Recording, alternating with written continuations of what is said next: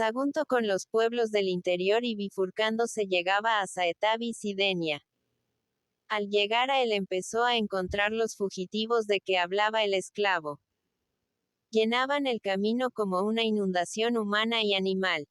Mugían los rebaños bajo el látigo, desfilando entre los carros. Las mujeres corrían llevando en la cabeza grandes fardos, y arrastraban a sus pequeñuelos, cogidos a los pliegues de sus túnicas. Los muchachos arreaban los caballos cargados de muebles y ropas, todo amontonado al azar en la precipitación de la fuga, y las ovejas saltaban a los lados del camino, librándose de las ruedas que rozaban sus vellones. Marchando en dirección opuesta al torrente de fugitivos, partía el griego con su caballo el revuelto oleaje de carros y rebaños, campesinos y esclavos, en el que se confundían las gentes de diversos pueblos y se perdían los individuos de una misma familia, llamándose desesperadamente a través de las nubes de polvo. La muchedumbre fugitiva empezó a aclararse. Pasaban junto a Acteón los rezagados. Pobres viejas que caminaban con paso vacilante, llevando sobre los hombros el corderillo que constituía toda su fortuna. Ancianos abrumados por el peso de marmitas y ropas. Enfermos que se arrastraban apoyados en el báculo.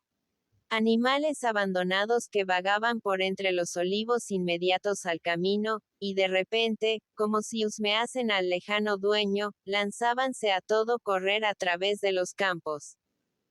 Niños sentados en una piedra que lloraban viéndose abandonados de los suyos. Pronto quedó el camino completamente desierto. Se había perdido a lo lejos la cola de los fugitivos, y Acteón solo vio ante él una estrecha lengua de tierra roja serpenteando por las laderas de los montes, sin un ser que cortase con su silueta esta monotonía de camino abandonado. El galope de su corcel resonaba como un trueno lejano en el profundo silencio. Parecía que la naturaleza hubiese muerto al sentir la proximidad de la guerra.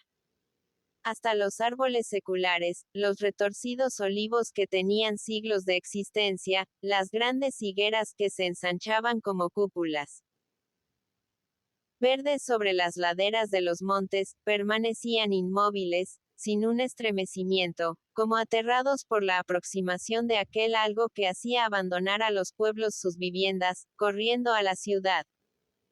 Acteón atravesó una aldea. Las cabañas estaban cerradas. Las calles en silencio. Del interior de una casa le pareció que partía un débil quejido. Algún enfermo abandonado por los suyos en la precipitación de la fuga.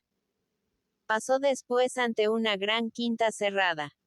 Detrás de las altas tapias aullaba con desesperación un perro. Luego, otra vez la soledad, el silencio, la ausencia de la vida, aquella parálisis arrolladora que parecía extenderse sobre los campos. Comenzaba a anochecer. A lo lejos, como arrollado y confundido por la distancia, oíase un sordo rumor. Algo semejante al mugido de un mar invisible, al zumbido creciente de una inundación. El griego se salió del camino. Su caballo empezó a escalar una altura cultivada, hundiendo los cascos en la roja tierra de las viñas. Desde lo alto abarcó una gran parte del paisaje. Los últimos reflejos del sol teñían de anaranjado las laderas de los montes, entre los cuales serpenteaba el camino. En él brillaban como un reguero de chispas las corazas de un grupo de jinetes marchando al trote con cierta precaución, como si explorasen el terreno. Acteón los reconoció. Eran jinetes númidas de blancos y flotantes mantos, y confundidos con ellos galopaban otros guerreros de estatura menos imponente, que agitaban las lanzas haciendo caracolear sus pequeños caballos. El griego sonrió reconociendo igualmente a las amazonas de Aníbal, el famoso escuadrón que había visto en Cartago Nova, formado por esposas e hijas de soldados, y que mandaba la valerosa Asvite, hija de Yarbas, el garamanta africano. Detrás de este grupo quedaba solitario el camino un largo trecho.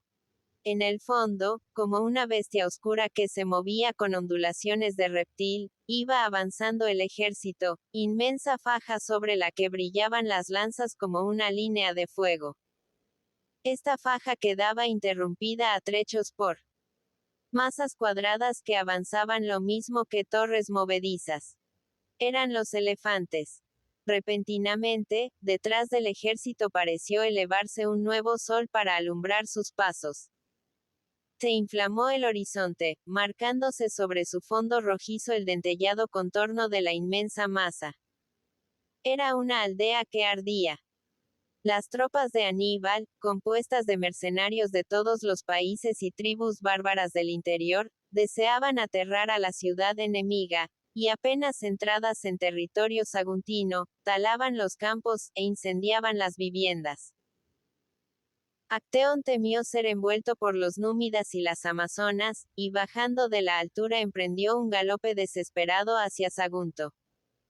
Llegó a la ciudad cerrada ya la noche, y tuvo que darse a conocer, llamar a su amigo Mopso, para que le abriesen una puerta. ¿Los has visto?, preguntó el arquero. Antes de que canten los gallos estarán ante nuestros muros. Presentaba la ciudad un aspecto extraordinario. Las calles estaban iluminadas con hogueras. Antorchas de resina ardían en puertas y ventanas, y la multitud de fugitivos, aglomerándose en las plazas, llenaba los pórticos y se tendía en las escalinatas de los templos.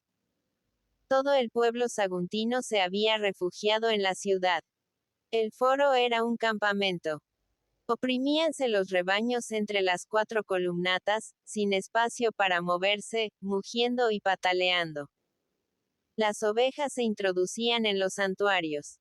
Las familias de campesinos hacían hervir sus marmitas sobre los mármoles de atrios, y el resplandor de tantas hogueras, reflejándose en las fachadas de las casas, parecía comunicar a toda la ciudad un temblor de alarma. Los magistrados obligaban a levantarse a los fugitivos tendidos en las calles, que obstruían la circulación, para alojarlos en las casas de los ricos. Otros eran llevados a la Acrópolis, para que acampasen en sus innumerables edificios. Allí subían también los rebaños, a la luz de las antorchas, entre una doble fila de hombres casi desnudos, que apaleaban a los bueyes cuando intentaban huir por las laderas del monte sagrado. Dominando los murmullos de la multitud, sonaba el mugido de las trompas y los caracoles marinos para llamar a los ciudadanos encargados de la defensa de las murallas. Arrancándose de los brazos de esposas e hijas, salían de sus casas los comerciantes, vestidos con loriga de bronce, el rostro bajo la máscara metálica del casco griego rematado por enorme cepillo de crines, y avanzaban majestuosos entre la muchedumbre de rústicos, con el arco en una mano, la pica en el hombro y la espada golpeándoles el desnudo muslo, cubierto hasta la rodilla por el coturno de cobre. Los adolescentes arrastraban a las murallas enormes piedras para arrojarlas sobre los sitiadores, y reían al verse ayudados por las mujeres, que deseaban tomar parte en los combates. Viejos de barba venerable, ciudadanos ricos del Senado, se abrían paso, seguidos por esclavos con grandes haces de picas y espadas, y distribuían las armas entre los campesinos más fuertes, preguntándoles antes si eran hombres libres. La ciudad parecía contenta. Ya llegaba Aníbal. Los más entusiastas habían dudado con cierta pena de que el africano osase presentarse ante sus muros. Pero ya se había presentado, y todos reían pensando que Cartago perecería ante Sagunto cuando Roma acudiese en auxilio de la ciudad. Los embajadores saguntinos estaban allá, y no tardarían en llegar las legiones romanas, aplastando en un momento a los sitiadores. Algunos entusiastas, inclinados a lo maravilloso, creían que, por un milagro de los dioses, el gran hecho ocurriría dentro de pocas horas, y tan pronto como clarease el día, al extenderse el ejército de Aníbal ante Sagunto, asomarían al mismo tiempo en el límite azul del seno sucronense un sinnúmero de velas. La flota conduciendo a los invencibles soldados de Roma. Casi todo el vecindario estaba en las murallas. Apiñábase en ellas la muchedumbre, hasta el punto de que muchos tenían que agarrarse a las almenas para no ser precipitados. Fuera de los muros la oscuridad era impenetrable. Habían callado, como asustadas, las ranas que poblaban las charcas del río. Los perros vagabundos, rondadores de la campiña, ladraban incesantemente. Adivinábase la presencia de ocultos seres que se agitaban en la sombra rodeando a la ciudad. Las tinieblas aumentaban la incertidumbre ansiosa del gentío aglomerado en las murallas. De pronto brilló un punto de luz en la oscuridad de la campiña.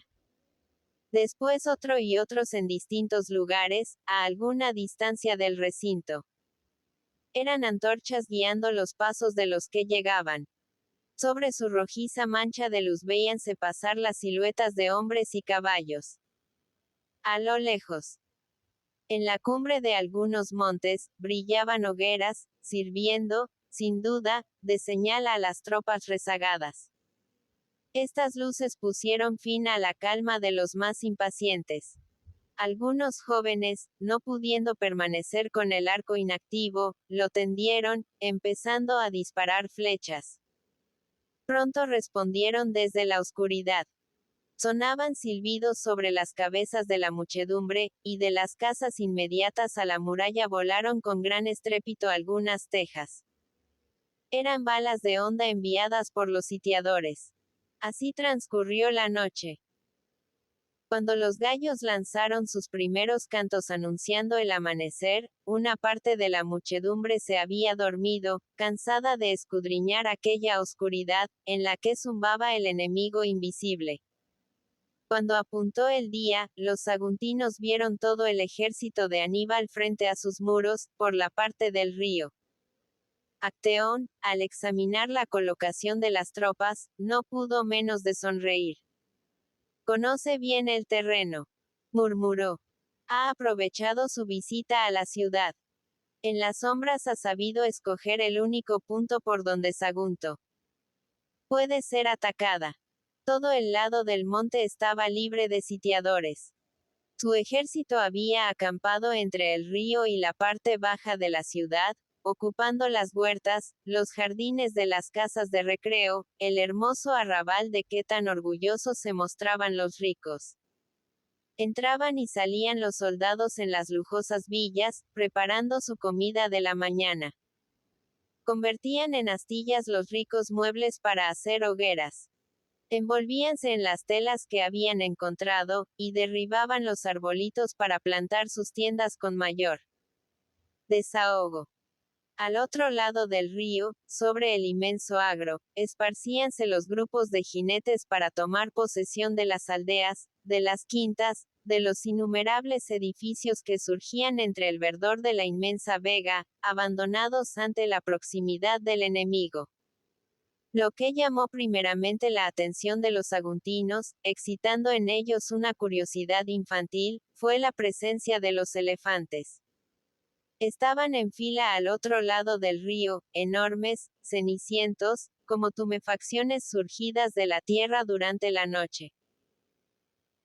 Tenían las orejas caídas como abanicos y pintadas de verde, y agitaban de vez en cuando sus trompas, como gigantescas sanguijuelas que intentasen chupar el azul del cielo. Sus guías, ayudados por los soldados, descargaban de sus lomos las cuadradas torres y arrollaban las gruesas gualdrapas que les cubrían los flancos en los días de combate. Les dejaban libres, como si la vega fuese para ellos una inmensa cuadra, seguros sus conductores de que el sitio iba a ser empresa larga, y mientras durase no sería preciso el auxilio de estas bestias, tan apreciadas en las batallas. Cerca de los elefantes iban llegando por la ribera del río las máquinas de guerra, las catapultas, los arietes, las torres movedizas, complicadas fábricas de madera y bronce, de las que tiraban dobles rosarios de bueyes enormes con retorcidos cuernos. El terreno, igual a una epidermis que sufre una erupción, cubríase de vejigas de diversos colores, tiendas de tela, de paja o de pieles, unas cónicas, otras cuadradas, las más redondas como hormigueros, en torno a las cuales se agitaba la multitud armada. Los saguntinos, desde lo alto de sus muros, examinaban el ejército sitiador, que parecía llenar toda la vega, y al cual se unían incesantemente nuevas muchedumbres a pie y a caballo que iban llegando por todos los caminos y parecían rodar de las inmediatas montañas. Era una aglomeración de razas diversas, de pueblos distintos. Una deslumbradora amalgama de trajes, colores y tipos. Los saguntinos que por sus viajes conocían todas aquellas gentes las iban señalando a sus absortos conciudadanos. Unos jinetes que parecían volar casi tendidos sobre sus pequeños caballos eran númidas, africanos de aspecto afeminado, cubiertos de velos blancos, con pendiente de mujer y babuchas. Iban perfumados y tenían los ojos pintados de negro, pero resultaban impetuosos en el combate y luchaban a la carrera, manejando la lanza con gran destreza. En torno a las hogueras de los jardines paseaban los negros de Libia, atléticos, con los cabellos crespos y la dentadura deslumbrante, sonriendo con estúpida satisfacción al ver sus miembros desnudos y envueltos en jirones de ricas telas que acababan de robar, temblando de frío apenas se apartaban del fuego, como si les martirizase la frescura del amanecer. Estos hombres de piel oscura y brillante, pocas veces vistos en Sagunto, excitaban la curiosidad de los ciudadanos casi tanto como las amazonas que pasaban audazmente al galope junto a las murallas para ver de más cerca la ciudad. Eran jóvenes, esbeltas, de piel tostada por la intemperie.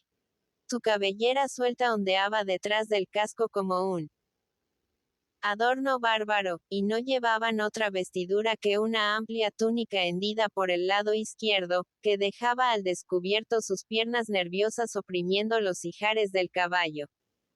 Sobre el pecho llevaban algunas un justillo de escamas de bronce, pero abierto por el costado izquierdo para pelear con más desahogo, y mostrando la redondez de su seno recogido y duro.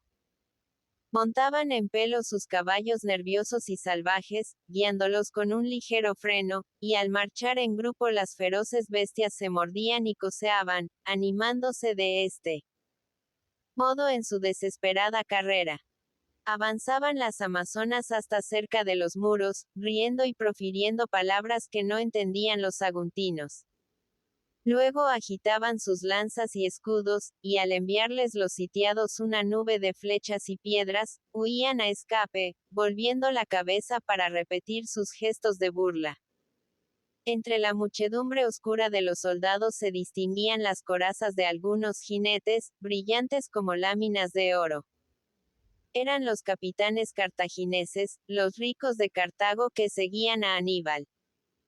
Estos hijos de opulentos comerciantes marchaban con el ejército más como pastores que como caudillos, cubiertos de metal de la cabeza a los pies para librarse de los golpes, y más atentos, con el genio de su raza, a administrar las conquistas y repartirse el botín que a buscar gloria en los combates. Aparte de estas gentes, los conocedores señalaban desde las murallas las demás tropas del ejército enemigo.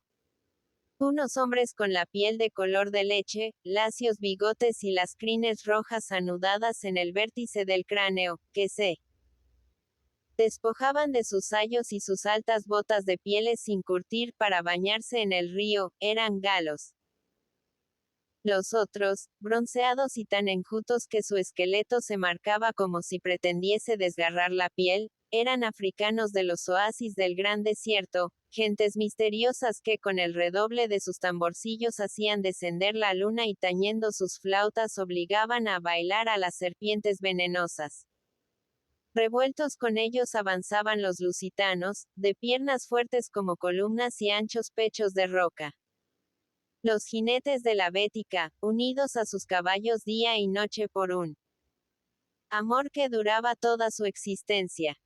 Los celtíberos, hostiles, melenudos y sucios, ostentando con altivez sus harapos. Las tribus del norte, que adoraban como dioses los pedruscos solitarios y buscaban a la luz de la luna hierbas misteriosas para hechicerías y filtros. Todos combatientes de costumbres feroces, en perpetua batalla con el hambre. Gentes bárbaras, de las que se decían cosas horripilantes, suponiéndolas inclinadas a devorar los cadáveres de los vencidos después del combate.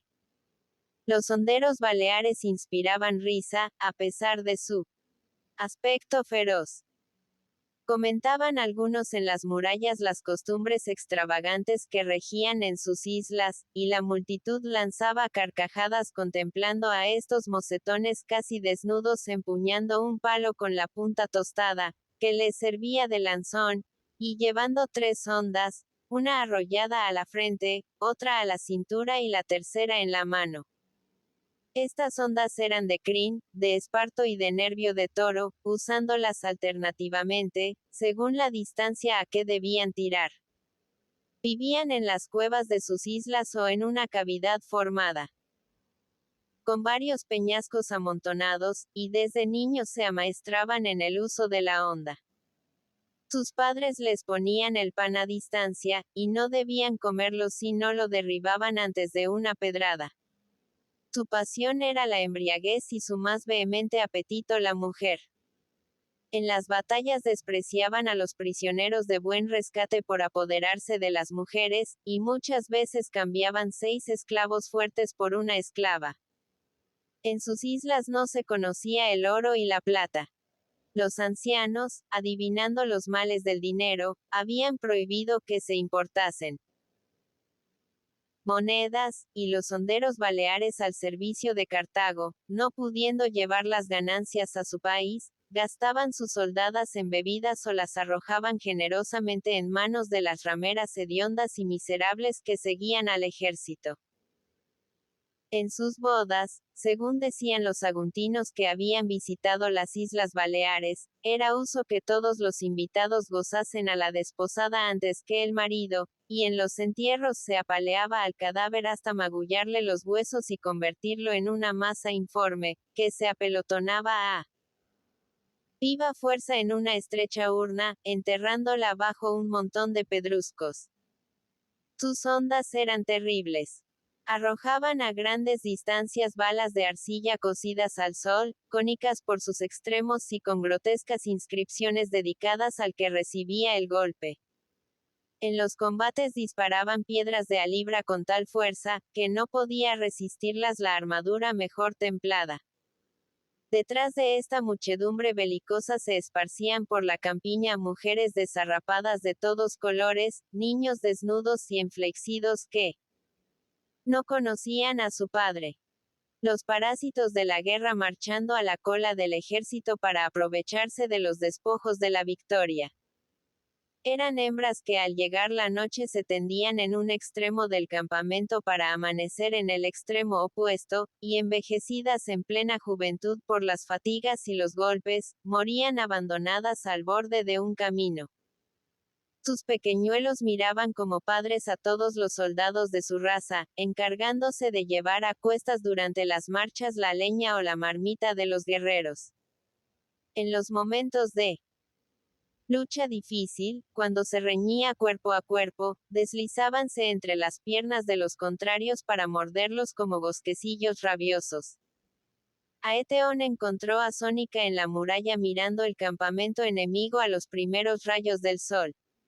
La hermosa griega se había refugiado en Sagunto la noche anterior, seguida de esclavos y rebaños, trasladando a su casa comercial gran parte de las riquezas de su quinta. Habían quedado allá las habitaciones con sus pinturas y mosaicos. Los muebles ricos, las suntuosas vajillas, que caerían en poder del vencedor. Y ella y el griego, por entre el follaje del agro, alcanzaban a ver la terraza de la quinta con sus estatuas, la torre de las palomas y los tejados de las casas de los esclavos, sobre las cuales empezaban a correr algunos hombres semejantes a insectos. Los invasores ya estaban allí. Tal vez se divertían matando a flechazos los pájaros asiáticos de plumaje deslumbrante y golpeaban a los esclavos enfermos y viejos abandonados en la fuga. Sobre los plátanos del jardín se elevaba el humo de una hoguera. La griega y su amante presentían la destrucción y la rapiña. Sónica se entristeció, no por la pérdida de una parte de sus riquezas, sino por creer que estaban matando su amor al destruir un lugar que había presenciado sus primeros arrebatos de pasión con el ateniense. Bien entrada la mañana, la gente saguntina prorrumpió en gritos de indignación. Por el camino de la sierpe venían algunos grupos de mujeres ebrias y vociferantes abrazando a los soldados. Eran las lobas del puerto, las cortesanas miserables que pululaban de noche en torno al templo de Afrodita, y a las que se prohibía la entrada en la ciudad. Al presentarse en el puerto los primeros jinetes cartagineses, los habían seguido con entusiasmo. Habituadas a las caricias brutales de los hombres de todas las naciones, no les causaba extrañeza la presencia de estos soldados de tan distintos trajes y razas. Iguales eran para ellas los lobos de la tierra que los del mar. Adoraban a todos los hombres fuertes, aves de presa que las destrozaban entre sus garras, y a la saga de las avanzadas cartaginesas marcharon al campamento, satisfechas de poder aproximarse a la ciudad sin miedo al castigo, de burlarse de sus habitantes sitiados, con el odio de largos años de humillación. Cantaban como locas, agitándose entre las manos ávidas de deseo que se las disputaban como si fuesen a desgarrarlas. Se embriagaban con las ánforas de ricos vinos sacadas de las quintas. Caían sobre sus hombros telas con hilos de oro robadas momentos antes. Los númidas las admiraban con sus húmedos ojos de gacela, coronándolas de hierbas. Ellas, prorrumpiendo en carcajadas de bacante, acariciaban a su vez la cabeza de crespa lana de los etíopes, que reían como niños, mostrando sus agudos dientes de antropófagos. Se entregaban al amor bajo los árboles, junto a las filas de caballos amarrados al borde de las tiendas, mostrando al rodar por el suelo sus desnudeces, como un insulto impúdico a la sitiada ciudad. Y los saguntinos, que habían presenciado impávidos el largo desfile del enemigo, temblaban ahora de ira detrás de sus almenas al ver estas ofensas de sus cortesanas. Las miserables, las perras, pálidas de furor, las insultaban las virtuosas ciudadanas avanzando sus bustos fuera de los muros, como si deseasen saltar al campo para caer sobre las prostitutas. Y éstas, excitadas por la cólera de la ciudad, redoblaban sus carcajadas, tendidas de espaldas en la hierba, abiertos sus miembros, como si invitasen al ejército entero a pasar sobre sus cuerpos. Un nuevo motivo de indignación vino a inflamar otra vez el ánimo de los saguntinos. Algunos creyeron reconocer a un guerrero celtíbero que marchaba al frente de varios grupos de jinetes. Su gallardía sobre el caballo, la arrogancia con que galopaba pegado a la silla, recordaron a muchos el vistoso desfile de la fiesta de las Panateas. Cuando echó pie a tierra y se despojó del casco, limpiándose el sudor, todos le reconocieron, lanzando un grito de indignación. Era Alorco. También otro ingrato para la ciudad que le había colmado de atenciones y honores. Sus deberes de reyesuelo le hacían olvidar la fraternal acogida de Sagunto. Y ciegos de ira, dispararon sus arcos contra él, pero las flechas no podían llegar al sitio donde acampaban los celtíberos. La enfurecida muchedumbre experimentó repentinamente un ligero consuelo. Abríanse los grupos a lo largo de la muralla, y con la majestad de un dios iba avanzando Terón, el sacerdote de Hércules, fijos los ojos en el enemigo, insensible a la adoración popular que le rodeaba. Los saguntinos creyeron ver al propio Hércules que había abandonado su templo de la Acrópolis para bajar a las murallas. Iba desnudo. Una piel enorme de león cubría sus espaldas. Las garras de la fiera cruzábanse sobre su pecho, y cubría su cabeza con el cráneo de la bestia, una faz espantable, de erizados bigotes, agudos dientes y ojos amarillos de vidrio que brillaban entre la revuelta melena de oro. Su diestra sostenía sin ningún esfuerzo un tronco entero de roble, que le servía de cachiporra, como la masa del dios. Sus hombros sobresalían por encima de todas las cabezas. La muchedumbre admiraba sus pectorales, redondos y fuertes como escudos, los brazos, en los que se marcaban las venas y tendones como sarmientos arrollados a los músculos, y las piernas, semejantes a columnas, entre las cuales pendía la enorme virilidad con el soberano impudor de la fuerza. Era tan gigantesco, que su cráneo parecía pequeño en medio de los inmensos hombros, abultados por la almohadilla de los músculos. Su pecho mugía al respirar como una fragua, y todos, instintivamente, echaban un paso atrás, temiendo el roce de aquella máquina de carne arrolladora. Los jóvenes elegantes amigos de Sónica, que ni aun en esta ocasión suprema habían olvidado pintarse el rostro, le seguían y admiraban, ordenando a la muchedumbre que abriese paso. «Salve, Terón», gritaba Lacaro. «Veremos qué hace Aníbal cuando te encuentre en el combate». «Saluda al Hércules Saguntino», contestaban los otros jóvenes, apoyándose con desmayo en las espaldas de sus muchachuelos. El gigante miró al campamento, en el que empezaban a sonar las trompas y corrían los soldados para formarse en grupos. Avanzaban los honderos cautelosamente, amparándose de los edificios y las desigualdades del terreno. Iba a iniciarse el combate. En las murallas tenían sus arcos los flecheros, y los adolescentes amontonaban piedras para arrojarlas con sus hondas. Los viejos obligaron a las mujeres a retirarse. Cerca de una escalera interior del recinto amurallado peroraba el filósofo Eufobias en medio de un grupo, sin hacer caso a la indignación de sus oyentes. «Va a correr la sangre», gritaba. «Pereceréis todos, ¿y para qué? Quiero saber qué ganáis no obedeciendo a Aníbal. Siempre tendréis un amo, y lo mismo da ser amigos de los cartagineses que de Roma. Se prolongará el sitio y moriréis de hambre. Yo seré el último en sobreviviros, porque conozco de antiguo la miseria como una fiel amiga. Pero otra vez os pregunto, ¿qué más os da ser romanos que cartagineses? Vivid y gozad. Quede para los carniceros el derramar sangre, y antes que pensar en dar muerte a otro hombre, estudiaos a vosotros. Si hicierais caso de mi sabiduría, si en vez de despreciarme me alimentaseis a cambio de mis consejos, no os veríais encerrados en vuestra ciudad como zorras en el cepo».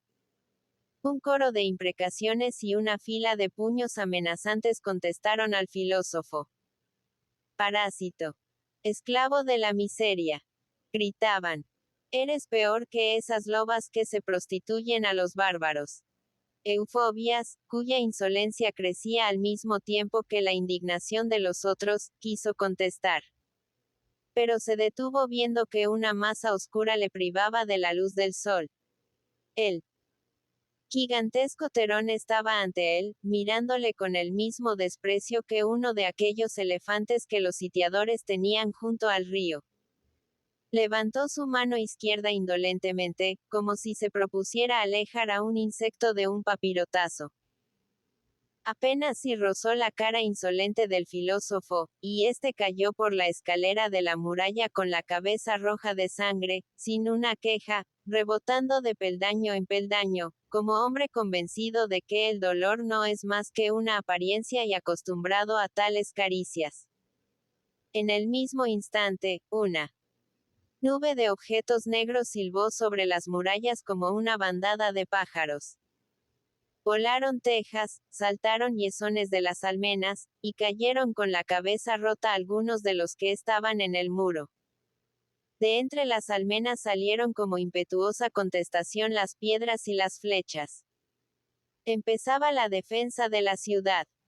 Capítulo 6. Asvite Aníbal se agitaba entre las mantas de colores de su lecho, sin poder conciliar el sueño. Habían anunciado los gallos la medianoche, rasgando con su grito el silencio del campamento, y el caudillo permanecía desvelado, cerrando los ojos sin poder dormir. Le tenía en vela el canto de un ruiseñor posado en un gran árbol, de cuyo ramaje pendía su tienda. Una lámpara de barro iluminaba la aglomeración de los objetos en torno a su lecho. Centelleaban en el suelo corazas, glebas y cascos cubiertos por pedazos de ricas telas robadas en las quintas saguntinas. Los muebles griegos, las ánforas de tocador sutilmente cinceladas, los tapices con escenas mitológicas, estaban revueltos y confundidos con los látigos de piel de buey sin curtir, los escudos de cuero de hipopótamo y los harapos de Aníbal, tan amante del brillo de sus armas como descuidado y sucio en sus ropas. Vasos de rica labor estaban destinados a los más bajos usos.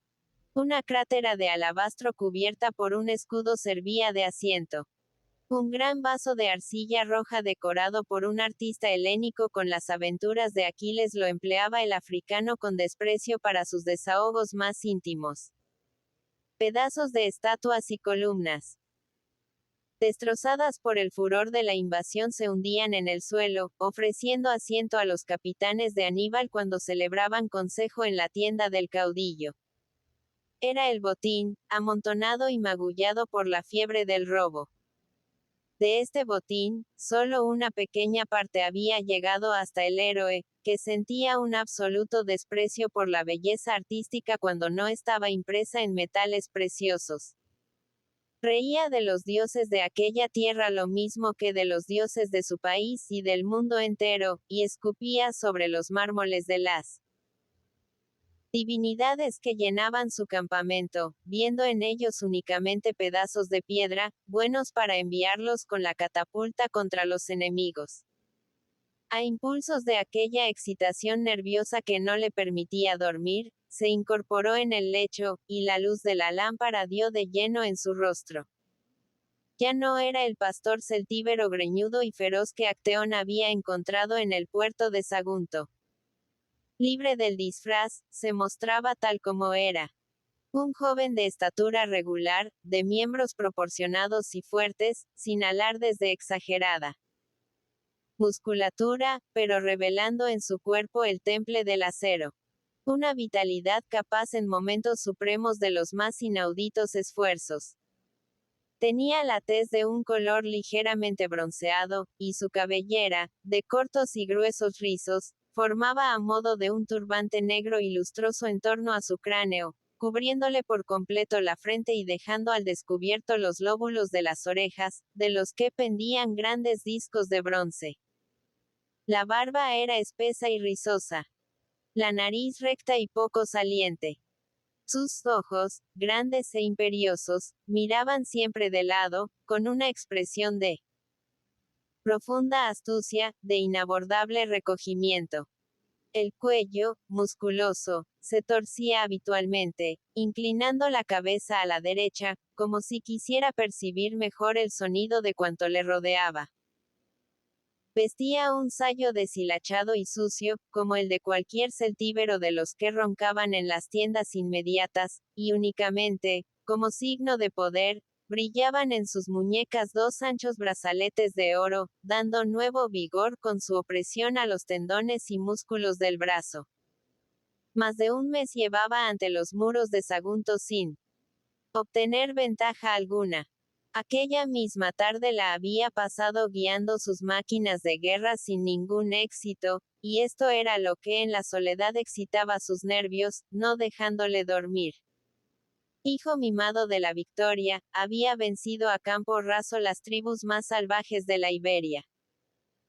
Había llevado sus elefantes por las cumbres de las montañas más altas, atravesando ríos, rompiendo bosques, viendo muchedumbres antes belicosas prosternarse ante él como si fuese un dios, y por primera vez en su vida tropezaba con un enemigo tenaz que al abrigo de sus muros se burlaba de él no dejándole avanzar. Aquella ciudad de comerciantes y labradores, que había estudiado de cerca, despreciando su opulenta molicie, amenazaba acabar con su buena suerte. Y el caudillo, viéndola inquebrantable, pensaba con ansiedad en sus enemigos de Cartago, en la cólera de Roma, en que el tiempo transcurría sin que él realizase un avance decisivo. Había buscado hábilmente el punto vulnerable de Sagunto. Sus máquinas de guerra estaban colocadas ante la parte baja de la ciudad, allí donde esta avanzaba sus murallas en el valle, terreno llano y descubierto que permitía la aproximación de los arietes. Pero apenas se adelantaban los centenares de hombres desnudos encargados de tirar de las pesadas máquinas, caía sobre ellos tal lluvia de flechas, que habían de huir los que no quedaban clavados en el suelo. Algunas veces, al abrigo de los manteletes que avanzaban sobre ruedas y por cuyas saeteras disparaban los arqueros cartagineses, conseguían los arietes llegar al pie del muro. Pero como este lado de la ciudad resultaba el más expuesto a un ataque, las murallas, que en la parte alta de Sagunto eran de tapial, tenían en él una robusta base de rocas, y en vano las cabezas de carnero de bronce que servían de remate a los arietes topaban y topaban, movidas por centenares de brazos. Una lluvia de flechas y piedras caía sobre los sitiadores, rompiendo los escudos con que se cubrían. Además, una gran torre dominaba todo el terreno en que se movían los asaltantes, sembrando entre ellos a mansalva la muerte. Y no satisfechos con esto los sitiados, lanzábanse muchas veces, arrastrados por su coraje, fuera de los muros, acuchillando a los cartagineses. Cada una de estas salidas costaba grandes pérdidas al ejército de Aníbal. Los africanos empezaban a hablar con un temor supersticioso de cierto gigante desnudo, cubierto con una piel de león y esgrimiendo un tronco de árbol, que salía al frente de los saguntinos y a cada golpe abría ancho surco en los asaltantes. Los etíopes veían en él una divinidad terrible y sanguinaria como las que adoraban en sus oasis. Los celtíberos aseguraban que era Hércules, descendido del Olimpo para ayudar a su ciudad. Aníbal le reconoció muchas veces en los combates. Era Terón, el sacerdote que había visto una mañana en la Acrópolis, admirando su vigor extraordinario. Pero a pesar de que afirmaba a gritos su origen humano, no lograba evitar el terror de sus tropas apenas veían sobresalir sobre los cascos aquella cabeza de león invulnerable, que parecía torcer el curso de las flechas y las piedras. Además, los sitiados contaban con el auxilio de las faláricas.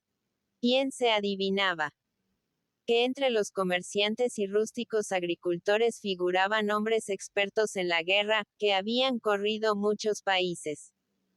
El recuerdo de Acteón, el aventurero griego, compañero de su infancia, surgía en la memoria de Aníbal. Él era seguramente el introductor de la falárica, dardo arrojadizo rodeado de estopa empapada en pez. Partía la flecha, ardiendo como un reguero ígneo, y su hierro largo era capaz de atravesar escudos y corazas.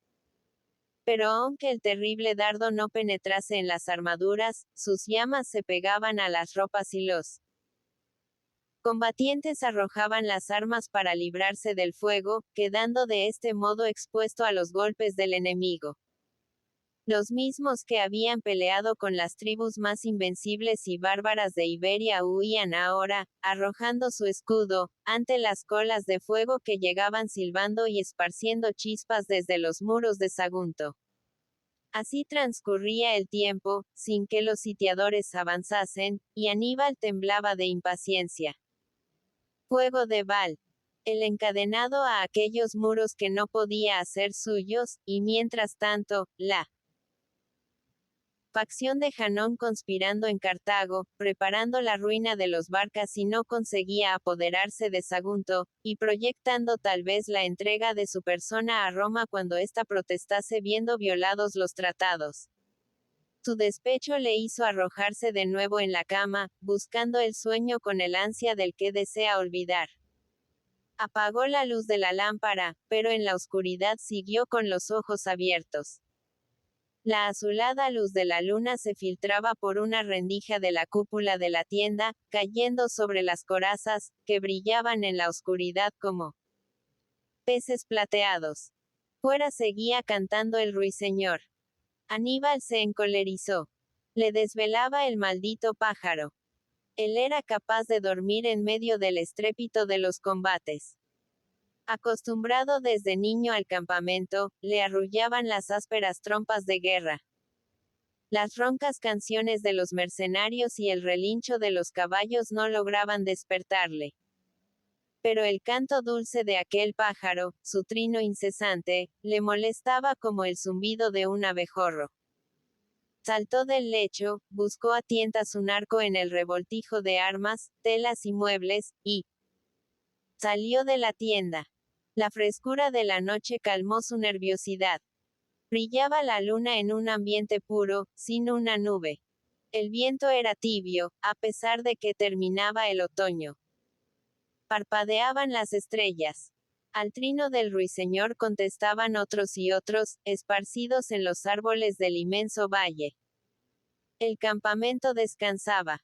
Extinguíanse las hogueras, cerca de las cuales dormían los soldados en horrible promiscuidad con las mujeres y los niños del ejército, envueltos en harapos o en pedazos de ricas telas. Los caballos, unidos al suelo por amarras y estacas, alineaban en filas sus cabezas soñolientas. En el fondo, la ciudad sitiada permanecía oscura y silenciosa, como si durmiese.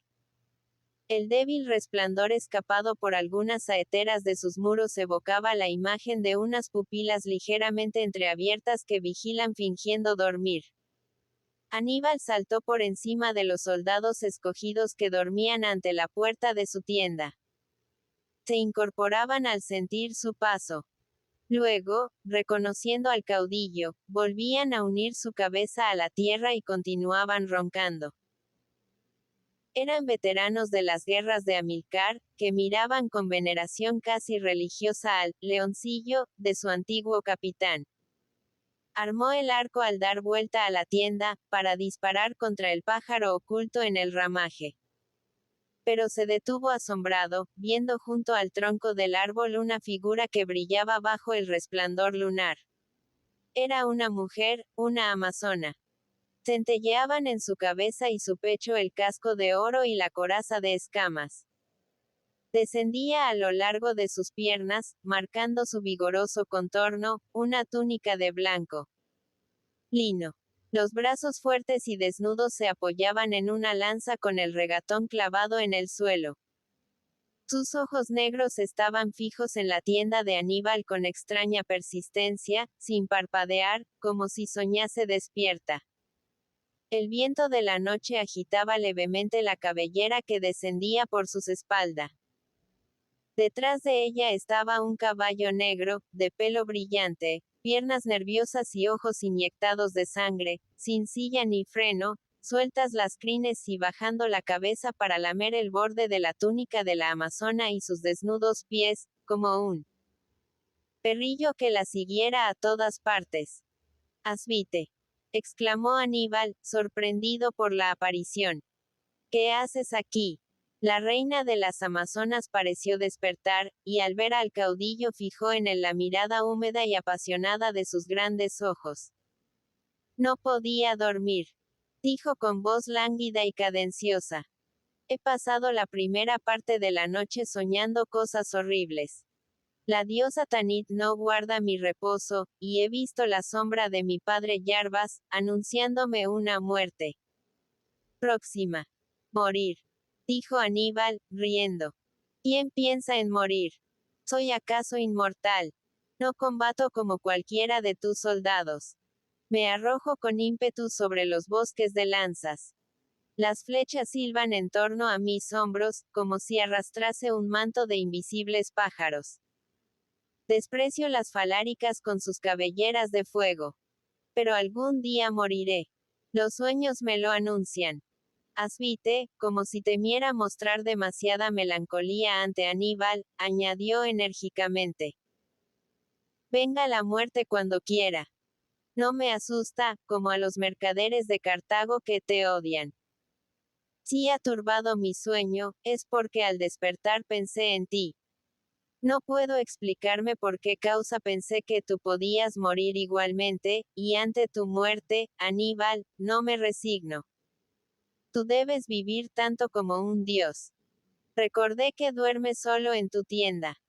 Que para ocultar mejor tus salidas no tienes guardias que velen despiertos tu sueño, y sentí la necesidad de hacer algo por ti, de pasar la noche apoyada en la lanza cerca de tu pecho, para impedir la traición de un enemigo. ¡Qué locura! Exclamó riendo el africano. Aníbal dijo con gravedad la hermosa amazona, acuérdate de Asdrúbal, el esposo de tu hermana. Bastó el puñal de un esclavo para acabar con él. Asdrúbal debía morir, dijo el caudillo con la convicción del fatalismo. Lo quería la suerte de Cartago. Era preciso que Asdrúbal desapareciese para dejar paso a Aníbal. Pero no tiene quien le reemplace, y vivirá, duerma rodeado de enemigos. Mi sueño es ligero y mi brazo. Pronto. El que se deslice en la tienda de Aníbal entra en su tumba. Contempló Asvite con amorosa admiración al joven héroe. Había arrojado el arco, y al hablar de su fuerza elevaba los brazos poderosos. La luna agrandaba su sombra de tal modo, que al mover estos brazos parecía abarcar en ellos el campamento, la ciudad, todo el valle, como un ser sobrenatural.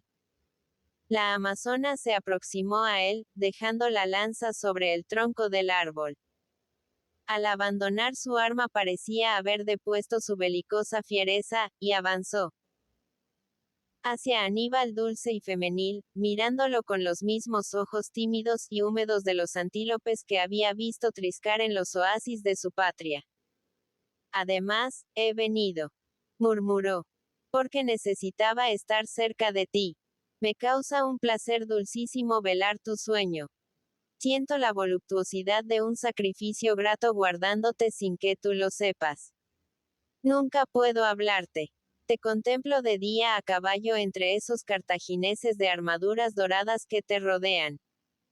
A pie, guiando a los que empujan las máquinas de guerra, ayudándoles muchas veces para excitar su entusiasmo. Pero siempre te veo de lejos, como caudillo, como héroe, nunca como hombre. ¿Te acuerdas de aquellos días en la ciudadela de Cartago Nova, cuando acababa yo de venir de África con los refuerzos que te hicieron lanzar gritos de entusiasmo? Asvite. Asvite. Murmuró Aníbal moviendo las manos para rechazarla, como si le molestasen tales recuerdos. Óyeme, Aníbal. Necesito hablarte. Dame el consuelo de verte de cerca, de decir lo que siento. Si no, ¿a qué he venido a Iberia, uniendo mi suerte a la tuya? El caudillo miraba en torno, como si le molestase que alguien pudiera escuchar su conversación con la amazona. No temas, dijo Asvite, adivinando su pensamiento. Magón, tu hermano, duerme lejos de aquí con Marvaal, tu capitán predilecto. Mis númidas están al otro extremo del campamento. Tú te rodeas únicamente de iberos, para excitar su fidelidad con esta prueba de confianza, y ellos no entienden el fenicio. Aníbal, convencido por la observación de Asvite, bajó la cabeza y cruzó los brazos, resignándose a escucharla. Eres huraño y duro como un dios. Suspiró la amazona. Quien te ama siente para siempre el fuego de Moloch en sus entrañas, sin que te dignes apagarlo con una sonrisa. Eres de bronce. Tus ojos miran eternamente a lo alto, y no puedes ver a los que se arrastran queriendo llegar hasta ti. Crees haberme hecho feliz porque me llevas de combate en combate, de conquista en conquista, y consideras que mi dicha consiste en tener encallecidas por la lanza mis manos, que antes se adornaban con sortijas, endurecidas por las carrilleras del casco mis mejillas, que en otros tiempos se cubrían con ungüentos costosos traídos de Egipto por mis caravanas. Soy ahora ruda y feroz como un hombre. Poseyendo allá lejos jardines en los que vive una primavera eterna, he sufrido hambre y sed a tu lado. No sé ya quién soy. Dudo de mi sexo, viendo afeado mi cuerpo por la fatiga. La piel sobre la que se deslizaban antes las manos de mis esclavas como si fuese un espejo, es dura como la del cocodrilo. Si no parezco horrible como el tropel de hembras envejecidas que siguen a tus soldados, es porque aún vive poderosa en mí la juventud. Y todo esto, ¿por quién? Por ti, que has olvidado nuestro primer encuentro, que solo ves en Asvite un fiel amigo, un aliado apreciable que llegó hasta ti trayendo buen golpe de combatientes. Aníbal. Rayo de Val. Eres grande como un dios, pero conoces mal a los seres humanos. Tú solo ves en mí una amazona, una virgen guerrera como las que cantaron los poetas de Grecia. Y yo soy una mujer. Calló Asvite algunos momentos, contemplando con tristeza al silencioso Aníbal. Has olvidado sin duda cómo nos conocimos. Añadió melancólicamente, después de larga pausa. Vivía feliz en mis oasis, hasta que corrí hacia ti, como si emanase de tu persona un hechizo irresistible. Era la hija del Garamanta Yarbas. Cansada de las dulzuras de mi casa, del canto de mis esclavas, de los esplendores que arrojaban a mis pies los mercaderes de las caravanas, iba con Yarbas a cazar el león en el desierto, y los guerreros se asombraban al ver cómo se movían, obedientes y tímidos, los otros más salvajes al sentirme sobre sus lomos. Era fuerte, era hermosa.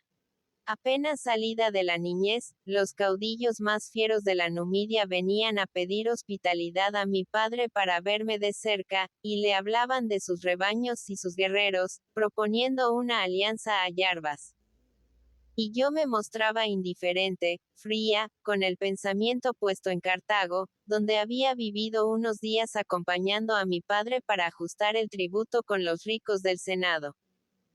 Ah, la ciudad grandiosa, la ciudad inmensa, con los templos como pueblos y sus dioses gigantes. Y desviando el curso de sus ideas, hablaba con entusiasmo de Cartago, como si después de tantos viajes y aventuras belicosas se conservase fresca en su memoria la imagen de la gran ciudad.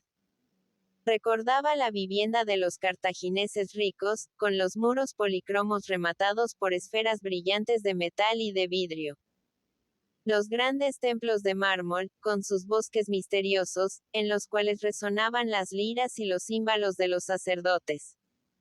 El templo de Tanit, rodeado de rosales, escondrijos perfumados que servían de albergue a la prostitución sagrada en honor de la diosa. Y finalmente, el puerto, el inmenso puerto, con todo un pueblo de naves que arrojaban a borbotones las riquezas del mundo entero. El estaño de Bretaña, el cobre de Italia, la plata de Iberia, el oro de Ofir, el incienso de Saba, el ámbar de los mares del norte, la púrpura de Tiro, el ébano y el marfil de Etiopía, las especias y perlas de la India, las telas brillantes de los pueblos del Asia, misteriosos y sin nombre, que permanecían en el último confín del mundo envueltos en una vaguedad de leyenda. Ella adoraba la ciudad, más aún que por sus esplendores, porque en ella vivían los partidarios de los Barca, los sostenedores de la familia heroica, de cuyas hazañas hablaban por la noche a la luz de la luna los guerreros númidas, y de la que era vástago glorioso aquel Aníbal todavía niño que hacía sonar su nombre en las guerras de Iberia. Los míos amaron siempre a los tuyos. Continuó la amazona. Si mi padre Yarba soportó la dominación de Cartago, fue porque al frente de ella estaba Amílcar. Un africano, un númida como nosotros. Yo odio tanto como tú a los mercaderes de Cartago, antiguos fenicios que se amontonaron y reprodujeron como gusanos en el peñón de Arad, para venir después a apoderarse por el mar de nuestro hermoso suelo de África. Odio la nave grabada en muchas de vuestras monedas, porque es el signo de los avarientos que vinieron a explotarnos, y adoro el corcel cartaginés, el caballo númida, como un signo de nuestro pasado. Después habló del encanto que había ejercido sobre ella.